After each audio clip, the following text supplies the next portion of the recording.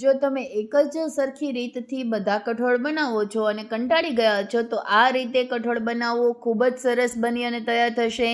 આજે આપણે ચોળાનું શાક બનાવીશું જે એકદમ સરસ રેસ્ટોરન્ટ સ્ટાઇલ બની અને તૈયાર થશે. જોઈ શકો છો સુપર ટેસ્ટી એવી થાળી આપણી બની અને તૈયાર થઈ ગઈ. એવી જ થાળી આપણે બનાવીશું.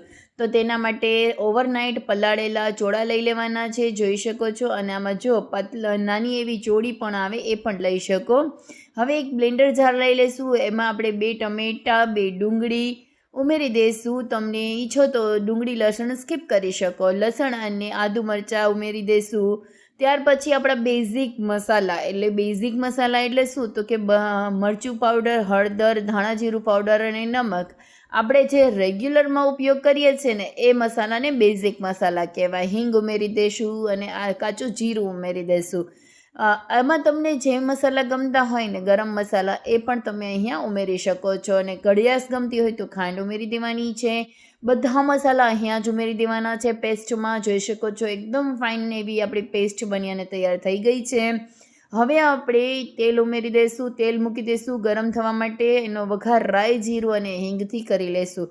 તમે ઈચ્છો તો અહીંયા ખડા મસાલા ઉમેરી શકો. મેં નથી ઉમેરેલા. ત્યારબાદ આપણે જે પેસ્ટ બનાવી અને તૈયાર કરેલી છે એ પેસ્ટ ઉમેરી દઈશું અને તેને પકાવી લેવાની છે. જોઈ શકો છો આ રીતે. અને થોડું પાણી પણ ઉમેરી દઈશું કે જેનાથી એકદમ સરસ આપણી પેસ્ટ પાકી જાય અને જેની કચાશ જરા પણ ન આવવી જોઈએ એ રીતે પકાવી અને તૈયાર કરવાની છે. આપણી ગ્રેવી પાકે છે ત્યાં સુધીમાં આપણા ચોળા પણ બફાઈ અને તૈયાર થઈ ગયા છે. આપણી ગ્રેવી પણ એકદમ સરસ પાકી અને તૈયાર થઈ ગઈ છે. જોઈ શકો છો તેલ ઉપર આવી જાય ત્યાં સુધી તમારે પકાવી લેવાની છે. તો જ તમારી ગ્રેવી એકદમ સરસ બને. બાકી ગ્રેવીની કચાશની સ્મેલ આવે તો ન સારું લાગે. એટલા માટે આવું તેલ ઉપર આવે ત્યાં સુધી તમારે પકાવવાની છે.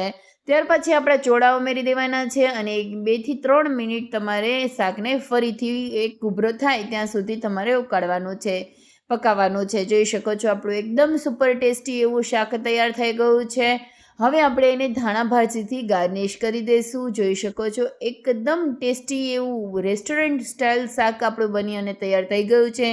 આ રીતે તમે ટિફિનમાં અથવા તો કે બાળકોને બનાવીને દેશો આરામથી મજમજથી કઠોળ ખાઈ લેશે.